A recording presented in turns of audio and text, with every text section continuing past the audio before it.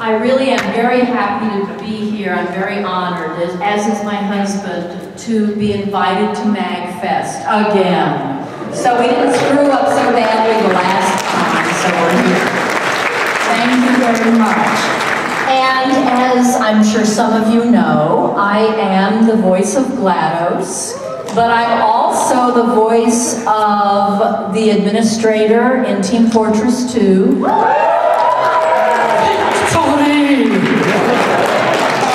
And I'm that really weird voice in Half-Life 2, the Combine Overwatch, that as my husband says, he loves to play that game, and as he says, I'm the person who's always trying to get him arrested. So, you know, citizen, and going on this sort of sotto voce. But then also, I did 2 voices for Dota 2. That Euro trash. Death the prophet, and I'm Good Mother, the big spider, and my little spider legs. I like her. And oh, you know, I've worked on a couple. One of my projects is actually going to premiere on Wednesday. Oh, I should add, I'm the voice of Gypsy Danger.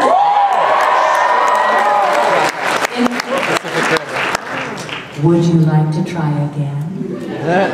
So she says that. A few other things in the film. But the other projects that I worked on this summer, other than Pacific Rim, I did an independent film called Winning Dad, which is in post-production. And my web series, I call it my web series, but it's really Nick Celentano and Ryan Martin's web series, Wish It, Inc. And the first episode premieres this coming Wednesday, January 8th. And if you go to Wish It, Inc.'s website, you'll see me as the fairy godmother. And I'm not all sweet either. But it's going to be, it's a very funny web series. You think The Office, but we're all magic. So that's lots of fun. And I believe I have been joined by my husband. Where is he? There he is. Come on up here. This is my husband, John Patrick Lowry. Voice of the sniper and a whole bunch of other stuff. He's the one who got me into voice acting. Because, yeah, in 2002, at a lull in my career, he said, would you finally get a voice demo? For gosh sake. And I did, and I got some work. So he's a smart fella. He's a smart fella. I just wanted her to make money. She was just hanging around the house eating, it's like, hey. So, I just sort of told you a little bit about what I've done. I trained as an opera singer. I went to the North Carolina School of the Arts for high school and some of college. Then I went to New England Conservatory in Boston for my bachelor's and master's in music. And I wanted to sing opera, and I have. And then I got in music theater. John and I met on a European tour of Showboat. I fell madly in love with him. Yes, I did. Yeah, no, the sympathy is well placed, really. And we've been married for 27 years.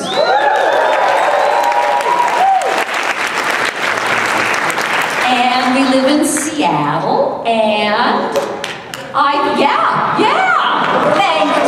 thank you. Stand up there in that white lab coat. Yes, Seattle. So, you, sir, in your lab coat, you have a question. You come up to the mic. Do you have anything you want to know? Okay. All right, but the microphone is right there, and if people want to line up, just, don't let the line, get too crazy, but, 5, 6 people at a time can line up, and John and I will try to answer questions. All right, you, sir, go ahead. Oh, hello. What is your name? My name is Connor. Hi, Connor, in your very nice fez. Oh, thank you. Yeah, my question was, How did you get the voice of Gypsy Danger? Did Del Toro was he a fan of Portal? Or? He is a huge fan of Portal, as is his daughter. Oh, okay. And he called Gabe Newell and he said, I want to use the voice of GLaDOS in Pacific Rim. Is that okay? And Gabe Newell, a gentleman I've never met, but who has benefited me greatly. He said yes, and so we set up a phone patch. There's a voice studio in Seattle called Clatter and Din. I think that's a great name of a voice recording studio, Clatter and Din Sound Studio, and had a voice patch to LA. Del Toro was in LA, I was in Seattle, and Bill Van Buren, who is the producer and director of the Portal games, out of the goodness of his heart, came with me. And, you know, because Del Toro wanted GLaDOS and we wanted to give him GLaDOS. And Bill Van Buren also told Del Toro in the recording session, you know, if you want, we will give you the sound equation for how we processed Ellen's voice. So I gave him a GLaDOS read, and then Bill Van Buren gave them the GLaDOS voice processing, and I like this story. Bill Van Buren said, would you like that? And Del Toro said, well, I'm going to use one four-letter word now. Well, as we say in Spanish, fuck yeah. Yeah. So, but ultimately, of course, they did not process my voice exactly the way Valve did for Portal. But, you know, close. Well, I think in the previews, yeah. it was totally GLaDOS, and then he decided he wanted Gypsy Danger to be someone other than GLaDOS. Yeah, a little bit more serious. Have a bigger heart. Okay, thank you. Thank you, Connor. Hello, my name is Mahoney. Yes, and it is. First off, thanks again for coming back to MAGFest. We really enjoy having you guys here all the time. It's great to have you Thank back. Thank you very much for that. My other question is, as somebody who's trying to get into the world of creative content, and you being the end actors on that business, what's it like working for somebody who is that creative director, that creative person? So what makes you say, yeah, this is somebody I want to work for? What's that dynamic of a good relationship between the acting talent or the people who are the end result of that and the actual creator? Right. I mean, as Well, actors, and now, this is interesting. Valve always has the writers in the studio with the voice talent, always. But John had some earlier experiences. well, I think that, you know, you're asking us what makes us think, oh, this is a person I'd like to work with. And I think that if you ask any actor, you know, what kind of parameters are you looking for someone you'd like to work with, I think they'll probably answer something like this. Well, I want somebody whose paychecks don't bounce and whose toilets flush. And that's pretty much, but I think that it was great getting into the video game industry as early as I did, because early on they had no idea what to do with actors at all. It's great working for people like Bungie and Valve and Warner Brothers when I did well, Humongous is out of business now, but then Sierra Online, those guys. But it's great to working with creative people. I've done a few games that are kind of boring to act in because all you're doing is saying turn left, don't get shot, get more ammo, you're dead, you know, stuff like that. So it's great fun for us, particularly with Valve, because Valve is so much into the personality of their characters, and so it gives us a lot more work to do as actors. But I think, you know, if you're talking about you wanting to be a game developer and you want to know how to work with actors, it's important for the writers to know what actors do, what it is what our job is, because a lot of times writers don't, and that can make it go a lot faster. And I think, you know, speaking for Valve, the writers that we've worked with, Mark Laidlaw and Eric Wolpaw and Jay Pinkerton and Chet Balasek, and the writers for Dota too, Valve gets good writers. they get good writers, and that's important. I mean, it's certainly as important as the visual, I think, because the whole gestalt. Yeah, the storytelling is important. Yeah. And of course, and you know, when the writers are good, it's just a total party. You know, when the writers are bad, you're just kind of in there working. But I remember the two maniacs that wrote The Suffering and The Suffering 2 were just maniacs, and we just goofed off for 4 hours. Thanks, Mahoney.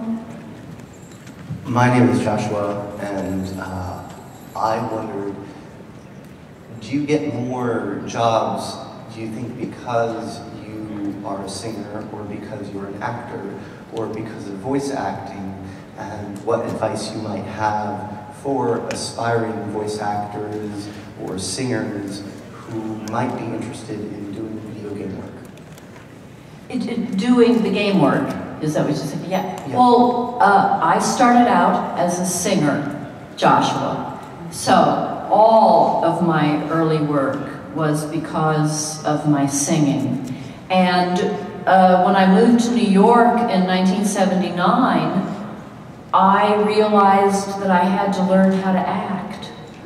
Because lots of people liked my singing, but my acting wasn't as successful. And I found this out by going to a lot of auditions and not getting cast for music theater. So I took an acting class, and that's really the basis for any kind of acting or performing, is learning how to act. You know, it's so lucky that I got to sing on the Portal games, and that was a total fluke, because when they hired me to voice GLaDOS, they didn't know I was a singer. And Kim Swift, who was one of the developers, one of the first developers for Portal, she and Eric Wolpaw adored Jonathan Colton. And they wanted to use Jonathan Colton for something. They didn't know what. They really didn't know what. And they thought, well, you know, this Portal is just going to be this little game, and why don't we have Jonathan Colton write a song? And when they found out that I was a singer, they thought, oh, well, we'll have GLaDOS sing the song, never having heard me sing before. Now that's a leap of faith. So, you know, it's interesting how artistic projects get put together, but it's the same thing for a career. You know, you sing, or you play the guitar, or you act, or you compose. Really, everything we learn or experience as people will be useful to an actor. Everything. I think mechanically, I mean, if you want to get jobs, you need to get a voice demo and you need to get an agent. So that's, I mean, that's really, you can try it, you know, independently, but it's harder to get in the loop of when auditions are coming out and stuff like that. Thanks, Joshua. Since everybody's introducing themselves, I'll introduce me. My name's Eric. My question is, as voice actors, what challenges have you faced that you didn't anticipate, and how did you overcome those challenges? Well, I think my work on Dota 2 is an example in my experience. When I auditioned for Death Prophet and actually Broodmother 2, I had done auditions for several of the characters, but when they called me in and they said they want me to do Death Prophet and Broodmother, I actually went back to my auditions because, you know, we just do them at home, so they're on the computer. And I listened to what I did so that I would remember. I went into the studio and I was prepared to give them what I had given them in the audition. But they didn't want that. So I had done a Middle European accent for Death Prophet, and they said, well, why don't you do French?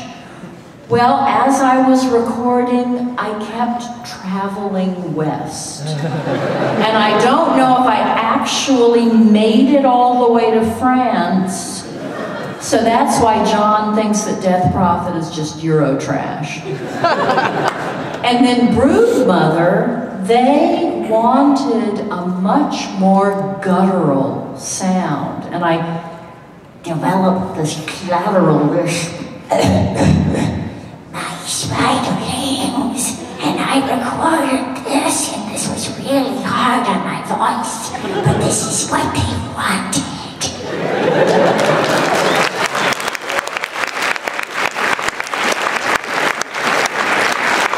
So that was a challenge. Hi, my name is Adriana, and I wanted to know, I know you did a lot of stage stuff, and I still do a lot of stage stuff. How is the transition from doing stage to doing voice work, since I know they're both acting, but they're obviously very different? Well, you know, in acting classes, of course, the acting teachers say, you know, get the character into your whole body. Put the character into your feet, your legs, your torso, everything. You are the character. Well, when you're doing voice work, it all just has to go into the voice, because that's the only thing you have. Obviously, you know, there's artwork, and, you know, that is developed by somebody else. But I think my experience with music and with singing helped me realize how focused the emotion or the objective has to be in the voice. And that's the big difference. And I'm sure John would have much more. Yeah, but I'm going to say it at my own panel. Tomorrow morning at 10 o'clock. I won't be there. I also have to know, what is your favorite kind of cake? Well, right now it's banana bread. Aspen. Well, that's wonderful. Thank you so much. Thank you. Hi, Gabe Johnson here.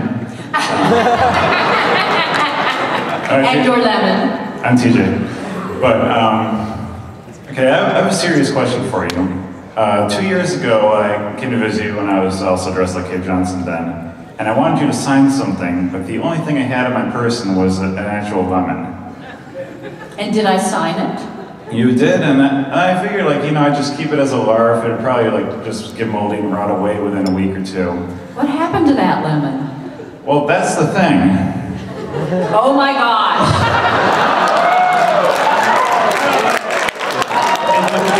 It didn't get a spot on it, it just kind of petrified into, like... It sort of looks like a shrunken head.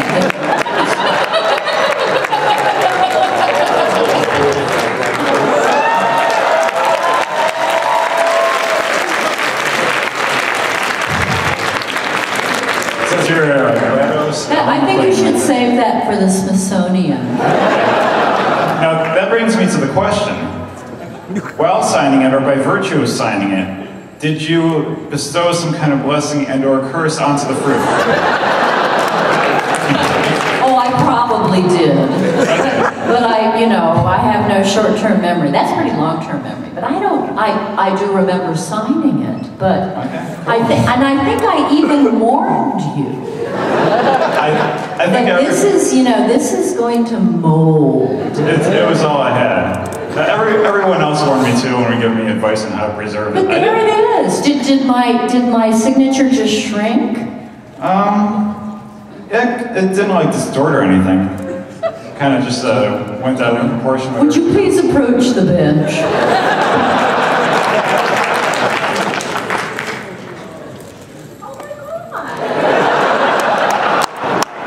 What's interesting, it just looks like a very small potato.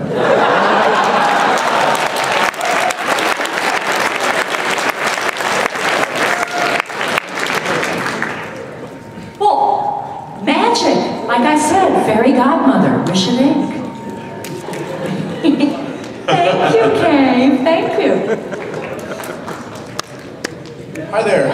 I'm a fan of yours. My name is Zach. I just wanted to ask on behalf of the world. I don't expect specifics on certain games that we may or may not have been waiting for more than 6 years. But I was just curious if you could divulge whether or not either of you, or both of you, have been working on any unreleased Valve titles recently. All the titles at Valve we've been working on have been released. we keep doing work for them, but no unreleased titles have we been. I may have just died a little inside, but thank you. But, well, I mean, take heart because it really doesn't mean anything. But they, you know, they never tell actors anything. We're just a couple of actors, and we're always happy. And do you know why they don't tell us anything? For this reason? They're afraid we'll go to a fan con and let it leak out. So that's why we're kept totally in the dark. All right, thank you very much. Sure. Hello, I'm John Charles, and say your name again. John Charles. John Charles, good to meet you. Yeah, so I wanted to say, like, it's good to see you at MAGFest again, as always, but I actually really enjoyed your work very recently at Telltale's Poker Night at the Inventory 2. Right, and that was fun. Yeah, I wanted to ask, like, what was it like working with the writers at Telltale since they were, like, writing? Well, you know, this is an interesting story, I think, just sort of game development. They had to ask Valve to be able to use the character of GLaDOS, and they actually sent the script to Valve to be okayed, and Valve okayed the script.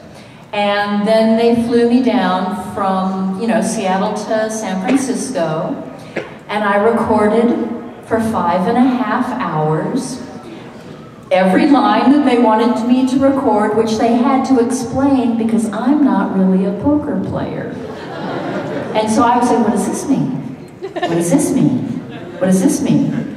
Because I always like to know, you know, what I'm talking about. And I figure, well, if I'm the dealer, I sure should understand the game.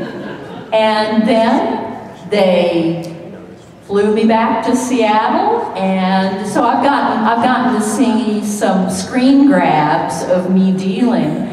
But I have to say that I think the writers really did a great job of channeling GLaDOS. I mean, I think, you know, the things that GLaDOS had to do, and GLaDOS had sort of a little romantic entanglement, which I thought was really funny. So I thought the writers did a great job of writing for GLaDOS. So it was a fun gig. Thank you. Hi, Patrick Allen. First of all, this is an honor. Just what you did with GLaDOS completely changed the way that I do a lot of storytelling stuff, and it changed the way that I run villains. Cool. Yeah, it was just very inspiring. And so for that, one of the things that really got me with your delivery was how the deadpan delivery of insults was fantastic. So we were having a little discussion in my group of what's your favorite insult?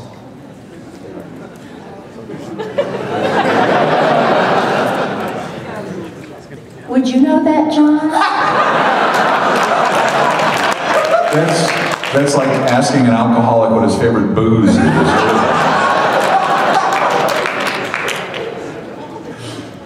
Well, you know, I have to tell you really that my favorite GLaDOS line is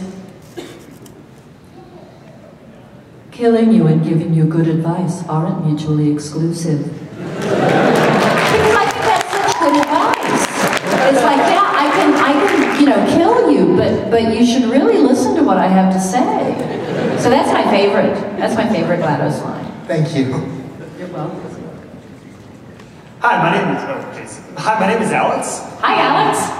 I was wondering, since you both voiced in Team Fortress 2, I'm wondering where the inspiration behind those voices came from. Say it again, we voiced... Team Fortress 2. Oh, yeah. I was wondering where the voices, or the inspiration behind those voices came from. Right, well, when you sign the contract, you get this piece of paper, it's kind of oblong, rectangular, and it has a number with this kind of S with a line through it.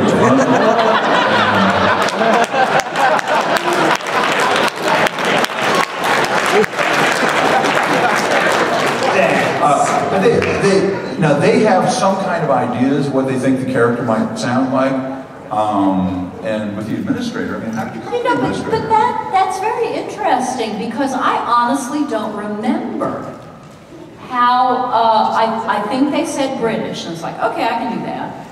And then I think I just tried some stuff, but it was after the artwork appeared of the skinny lady with the gray streak and chain smoking.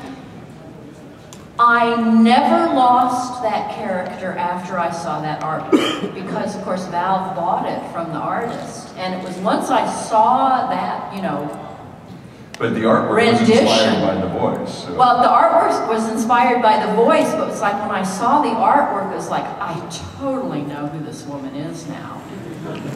Because before, she really was, in a way, I have to say, in my own mind, I thought of her as sort of Combine Overwatch, but different. Because she does sort of the, you know, sort of the same things. You know, she's with you through the game and says what's happening in the game. So. But it's always an interesting journey when you're working with the writers in the other room. Because, you know, they'll be listening to what you do and they'll give you feedback, and so a lot of times you find the character together. Yes, that's what happened with the turrets. And with Sniper, you know, they thought, you know, I mean, he has this, you know, campaign hat, and they're thinking maybe he's Australian, and so I gave him an Aussie read, and they said, yeah, we like that. But even when the guy that I came in with probably got adjusted a little bit, and as you go on, I think that.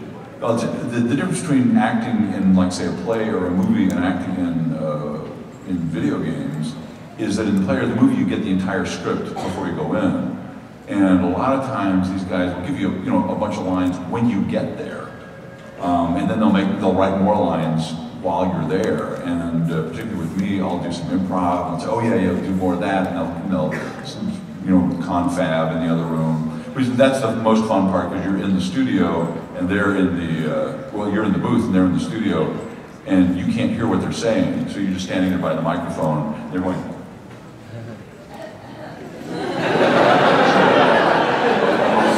and for, like a half hour, and then they'll come back and they'll say, yeah, can you do it faster?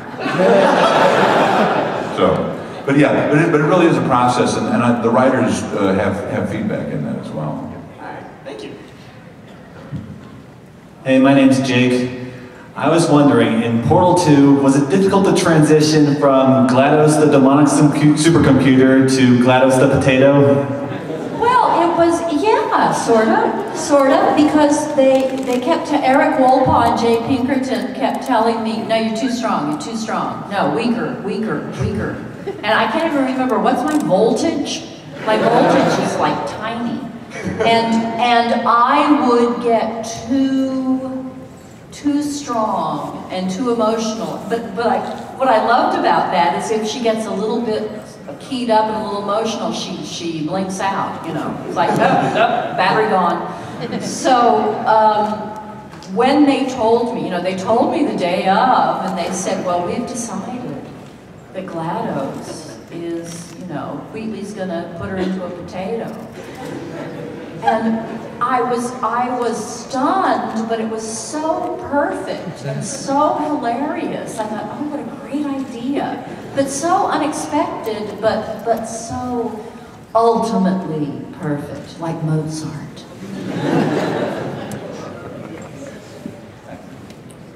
Hello. My name's Tony, and I'm a big fan of both your works.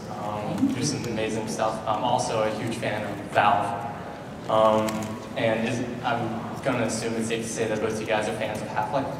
Oh, yeah. Yeah, well, he actually plays the game. He's beaten the game.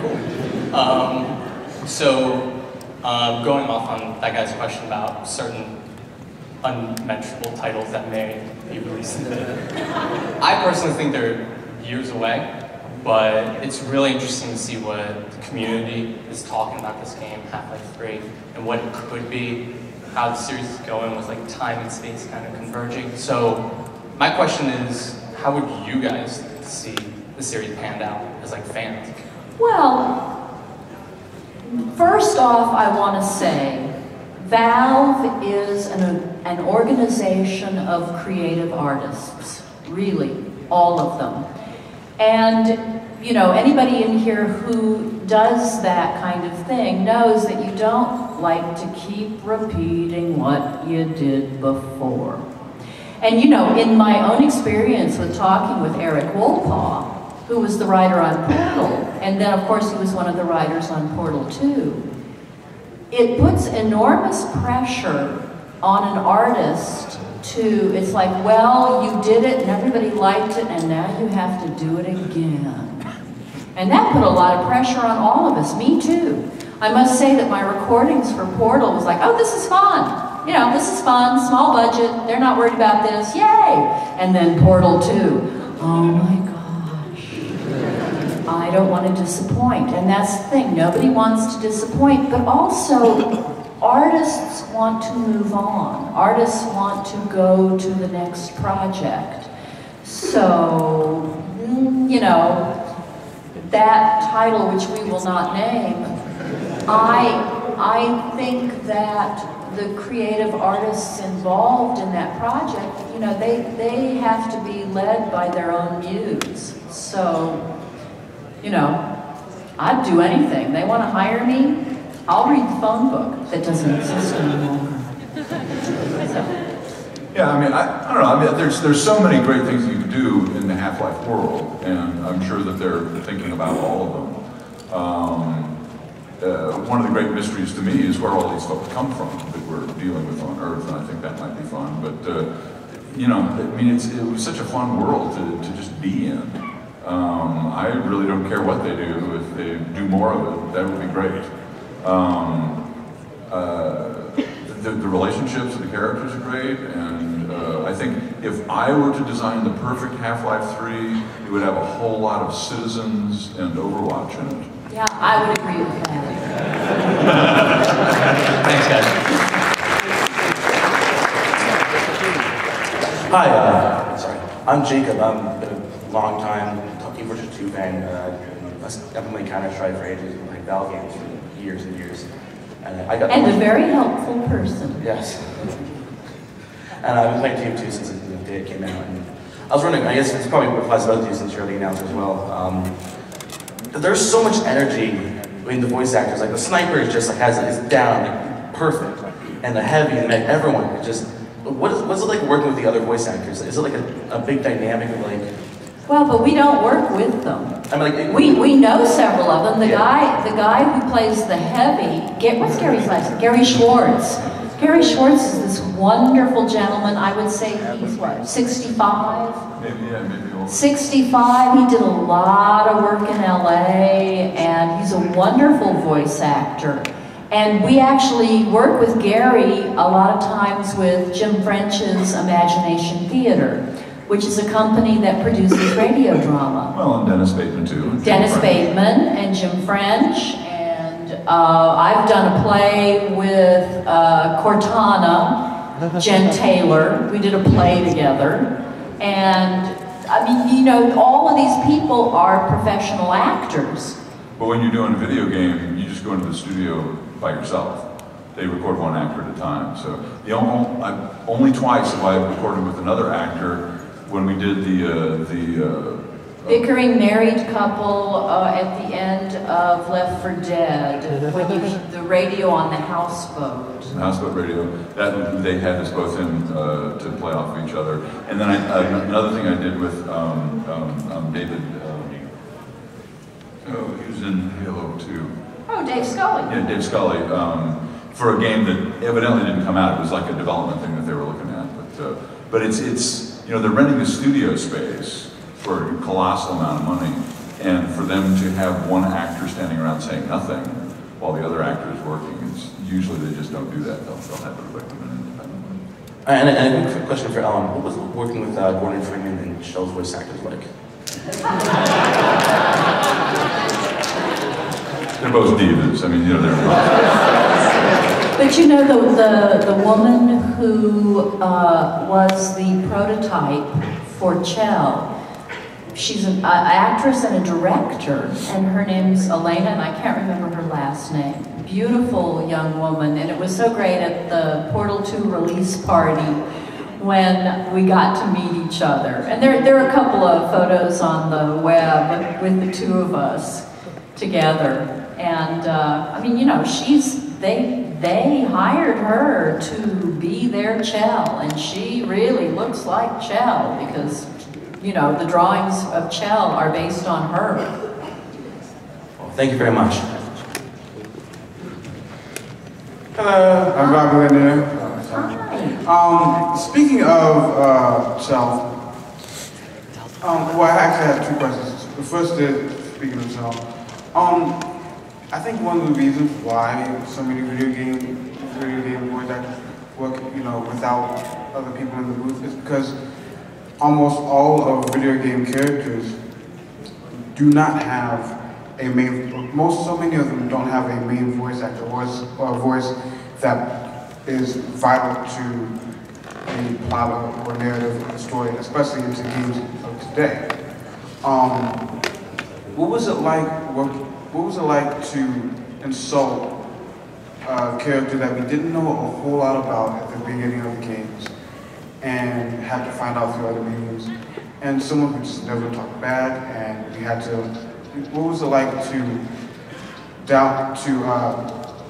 terrorize Chell? Well, I always knew it was the player. And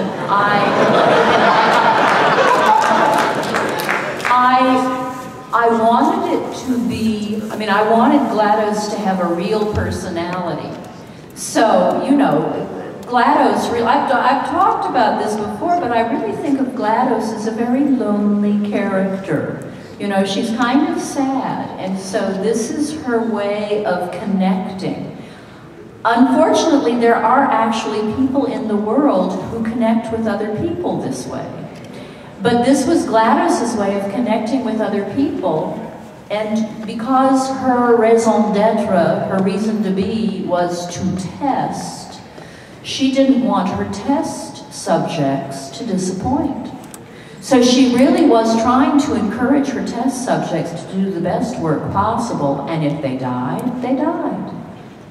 So I think that GLaDOS didn't care enough about Chell not to insult her. Does that make sense? And I'm sort of speaking as an actor. It's like you know, Chell, you the player, are not doing your job. So I'm going to insult you to try to encourage you. Now, anyone who's in education knows that that's not the way to encourage anybody. But GLaDOS doesn't know that. My other question was, what are the similarities? GLaDOS is an awesome and fun character. I was wondering, what are your favorite things about GLaDOS, or what similarities do you think you might have with GLaDOS? I'm very controlling. I've been told that many times.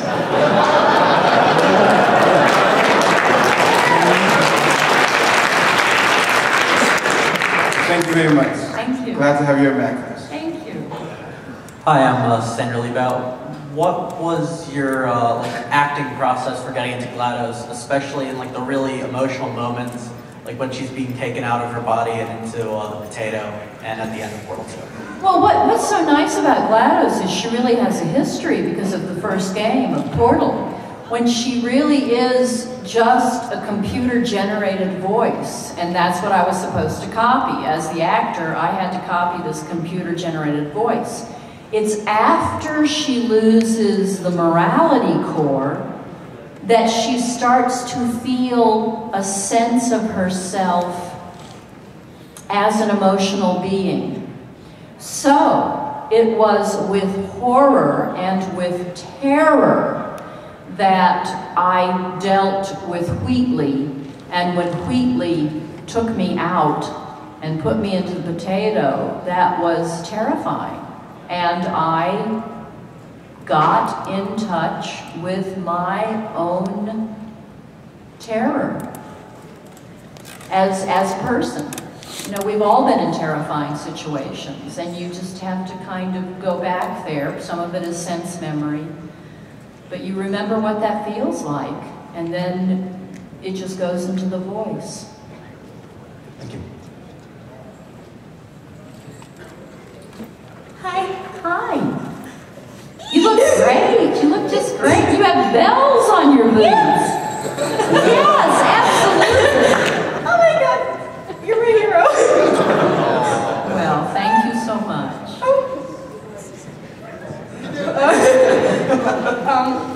I was wondering if you could I'm so sorry. I love you. Well, I have an idea. Why don't we have John get out his banjo right now?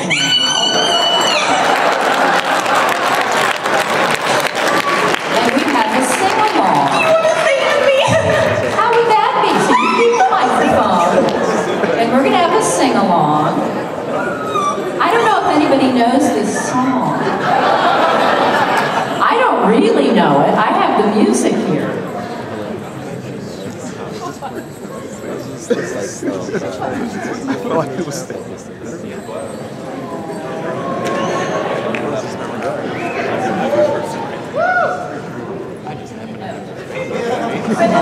Tell me your name again. My name's Sierra. Sierra, I'm so pleased to meet you. So pleased to meet you. Okay, so Sierra and I are going to lead with Mr. Lowry on the banjo.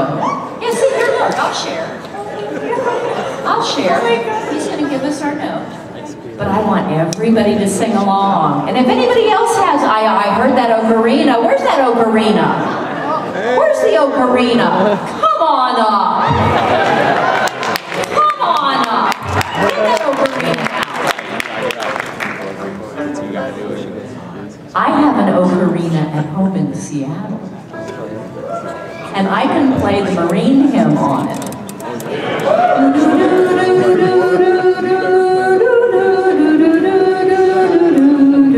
That's all I can play on the ocarina, but it's a great song. Okay, so here she comes. Here she comes. So Chris, where's Chris? Where's my friend Chris? Maybe he left us. No, there you are, Chris. So we need a microphone for the ocarina. No, we're gonna. The rest of it's gonna sound really good. Yeah. So get your ocarina. No, we have to tune. We have to tune. Right, yeah, you tune an ocarina. Strings you have to block and get it just right. Can you play Song of Storms? Yes. Oh, sorry. Here we go. Here we go, Sierra. And Juliana, Sierra, John, and GLaDOS. Here we go. Forever after known as GLaDOS and the GLaDettes.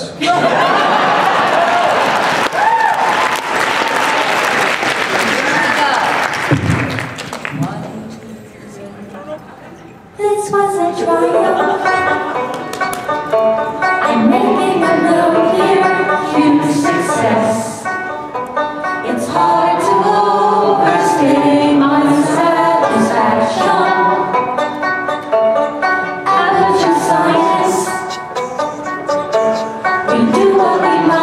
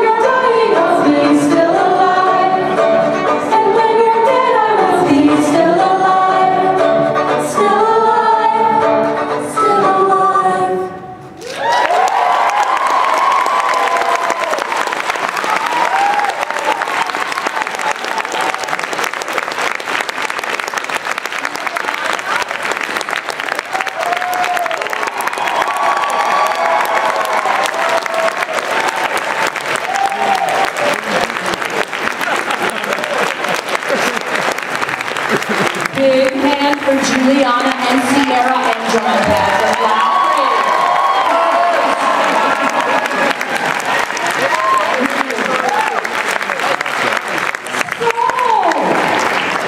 With that, I think we have 10 more minutes. Is that right, Chris? Do we have? Yes, we have 10 more minutes. So, I will take some more questions. I want to use all the time, but I thought that was so much fun. And thank you, Sierra. Thank you, Juliana. Thank you. She's such a card.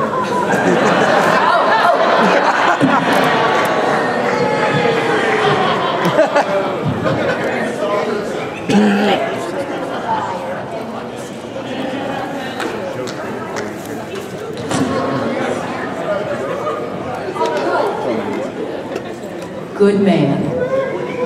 Thank you. Testing? All right, good. I was wondering, you talked all about working with Del Toro, but I don't think you talked about meeting any of the actors. I know that... I didn't. Not even at an after party. No. I was invited to the cast and crew screening. Well, actually, you know, I did meet a young man who did some of the voice work in Japanese, and he also coached Charlie Hunnam, is that how it's pronounced? In his Japanese, and a young Japanese-American gentleman, Hideo Kimura, I think is his name, if I can recall. And he's an actor down in LA, and I met him at the screening. And I also met Becky Sullivan, who was the voice actor, you know, specialist, contractor, and in my session with Del Toro, she was also there, because that's what she does all the time, is she takes, you know, she hires voice actors.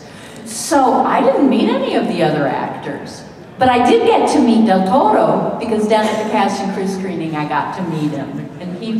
But I had, you know, working with him, we had such a nice time working together on the phone. You know, Del Toro was in my ears. That's where he was. And then I met him at the screening. But, you know, voice actors, we just are in the studio by ourselves. We're in the sound booth by ourselves recording. So did you like, you know, I'll tell you an interesting story about some of the actors. The young Japanese actress, Kikuchi, I think her name is, right? I can't remember her name either. No, no, but I bet somebody here. No, the adult. Rinko Kikuchi. Yes. Our nephew, spent the last 4 years working in Japan, and when he was here this summer, he went to see Pacific Rim with us, and I said, well, do you know Rinko Kikuchi? Is she a star in Japan? And he said, no, nobody's heard of her yet, but that little girl is a huge box office star. So the little girl in the movie is this big Japanese film star. And I think it's also interesting that Pacific Rim has made most of its money in Asia. It's enormously popular in Asia. That's why I don't understand why people call it a box office failure, because the Not in Asia. The US budget was made back, but yeah, in Asia, they got back all of their money and more so. The only problem is that the Chinese distributor is, well, let's just say they don't get deadlines, payment deadlines. Well, you know, that's an aspect of the business that I really don't know very much about. Me neither. It just makes the Chinese company look like jerks. Well, yeah, I mean, because I mean, there are real issues with China about intellectual property rights and stuff like that, and it's getting a lot better, but I think there's still a lot of work to be done there, and it's interesting how intellectual property rights and piracy and stuff like that is affecting the whole business model, because I don't know if you noticed that a lot more games nowadays aren't really being released. They're just kind of, you know, they'll come up with something free and then have you buy hacks, and, you know, stuff like that. But it's, you know, it's the digital age has really put some real challenges in front of anyone who is creating stuff that's going to go out, and particularly can be digitized because it can be reproduced absolutely. And yeah, it's something we've got to work on. Yeah. So I think at this point, if no one else joins the line, we can take the questions really quickly and get through all of these questions. So nobody else joined the line, but if you would, sir, pass the microphone on to the lovely lady behind you. And thank you. It's been a pleasure. Thank you. Thank you. Hello. Hi. My name's Katarina, and I've always loved your music. I wanted to be an opera singer for a very long time. My question was about Cara Mia. I noticed the language was a little interesting in some parts. Well, I made up the words on the spot. Mike Moransky, the composer, gave me the music, and at first I sang it on, you know, vowels and, you know, consonants and vowels and just nonsense. And he said, well, can you make up some words to it? And I thought, well, sure. And so I made it up in my very bad Italian. You know, I studied Italian in school, but that was a long time ago. So the words are mine. And I am always very amused about how people have translated what I said, because it's not all in Italian. I noticed that, and I tried to sing it, and it doesn't really work out. Well, you know, I think it's a great song, and I think people can really sing it, you know, in the Italian, you know. Che lastima is actually, oh, that's too bad in Spanish. And que la stima is I esteem her, which is great, but that's not what I meant. Well, thank you very much. Thank you. Hi, my name is Christina, and Portal 2 is one of my favorite video games ever because GLaDOS is such an interesting character, both as a villain and just as a robot. So I was wondering, besides GLaDOS and Gypsy Danger, who is your favorite fictional robot? Well, Robbie the robot from Lost in Space. Of course. I mean, who has a bigger heart than Robbie the robot? Thank you, the arms. Thank you, thanks. Hi. Hello, twins. So I had a question about the artwork and the voice acting. You talked a little bit about TF2 and that sort of thing, but with Dota 2, did you see the artwork for Yes. Ruben? Yes. So you got a good sense of it? Absolutely. They in the session, they, you know, pulled it up on screen for me and showed me the characters. And even in the audition, I mean, they in the email when they sent us the copy, they would send us a picture of the character and a kind of a little short bio of what the kind of things it does. Yeah. Hello. And my question was, if you guys, I guess for each of you, if you could work with a particular person or company on, I guess it doesn't necessarily have to be a particular project, but what would be your dream, like? Well, John actually got to live one of his dreams this fall. Oh yeah, right, what dream was that? Oh yeah, I was asleep. I got to work with Sir Alan Ayckbourn, a famous and very successful British playwright, who hired me to do a play of his. And doing a play is, I mean, you know, doing computer games is just great fun, and it's fabulous. But I like to say that the difference between doing something in the studio or doing a film and doing a play is the difference between making an album if you're a band and doing a live concert. And so, you know, when you get to work with a director for 4 weeks, 5 weeks, putting the play together, and then put the play on for another 4 or 5 weeks, and you really get your teeth into that stuff. So that was, and I'd done a play of his before, and I always wanted to meet him and to actually get hired by him and get to work with him for all that time, which was wonderful. Exactly.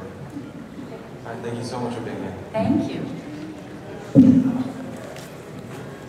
Hello. Hi. My name's Alex. I was hoping you could help me settle a debate here. Okay. I think... Chell is not dead. someone said that earlier. It's like, no, Chell is not dead. Yes, there you are, little sister. I think a lot of GLaDOS' dialogue in Portal 2 has a particular bite to it because both the characters of GLaDOS and Chell are female. Do you think that your performance as GLaDOS in Portal 2 would have been different if the character of Chell was male? Yes. Yeah, you can't insult a guy by telling him he's fat. Guy doesn't.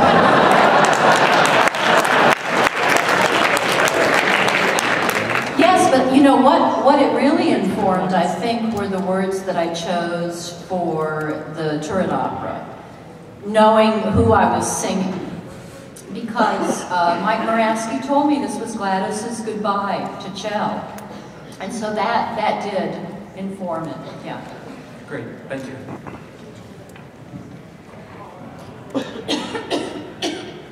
Hi, my name's Steve. Hi, Steve. I was wondering, between the two of you, have there ever been like any standout moments in like the entirety of your careers from like either ridiculous disasters that you've gone through or like the most amazing moments that you've had, like the best of the best and worst of the worst? Well, I know what our most ridiculous disaster was, which actually got a good review. John and I did a production of Showboat in Richland, Washington. In the middle of nowhere, Washington, and down by the park, in the park by the river, and at one point, the dressing tent almost blew into the river. And we had Well, the first time they turned on the lights, it was right at dusk, and every bug between here and the Mississippi River, like, was getting closer and closer to the singers, to the finally, they'd inhale and have a healthy meal at the same time. It was... That was, we called that a fiasco, but the audience loved it. Yeah. So, and best, the audiobook for Dancing with Eternity, which will be released this spring.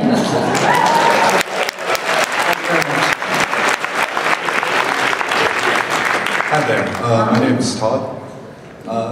Ellen, it's an honor to meet you, but really, I want to talk to your husband. John? I agree, you should. Oh, and I will. I want to talk to him too. John, I love your voice. This is getting weird. Please, go ahead. I wanted to get into voice acting myself. You've got such a distinctive voice. You really bring stuff together. Like, you're what made Half-Life for me, so much so that grittiness you have, when I started reading On the Road by Jack Kerouac, I heard your voice. Mm-hmm. So I love that book. It's one of my favorite books. Yeah. You should do an audiobook of it. Anyway, I was curious about, when you mentioned you were in The Suffering, I recently discovered that game, and I really like it, but at the same time, in the back of my head, it feels like it was made in a crack den or something. How many characters did you do in The Suffering? Oh, I don't even remember. I mean, I did that back in '97 or something like that, but go ahead. Well, I mean, considering you barely remember, what was your experience like? Were these, They were maniacs. They were total maniacs. No, the two guys that wrote them, that wrote The Suffering, were the funniest people I've ever met. I mean, they would they'd sit out and we did it at Steve Mitchell's studio, which was in his house, and it was, this old craftsman house, probably built in 1900, and in one of the bedrooms he put the studio, and the booth was about the size of you, and I'm standing in there, and these guys are out on the couch just cutting up, and I literally, I think I voiced 13 characters. Now, they didn't use them all in the game, but it was crazy because, of course, by the 11th character, you're thinking, okay, what dialect can this guy be, and how can I do something different? I remember I was the executioner who had killed himself by, by taking his own execution gas, and coming up with his voice was just totally weird, and I ended up just going, I don't know about this. I'll just be kind of Cassius and I'll talk to my teeth, and that doesn't sound like anybody I've done yet. And but then the weird thing is, okay, now you've done 13 characters, and they always save this to the last. They always save all the dying and the screaming and yelling and stuff for the end, right? And so first you have to die with a southern accent, which goes something like this. And then you have to die with a New York accent, which goes something like this. And, you're really trying to find out, how can I make this guy sound different in his death than all the other guys that I just died as? So it was insane. It was insane. Well, thank you, sir. We are at time. We are at time, and I'm so sorry. I know. Well, she's going to be down in the dungeon signing autographs right now. We're going there now. So questions? So I can answer some questions then. Okay. But I have a question now. Thank you all so much. Thank you.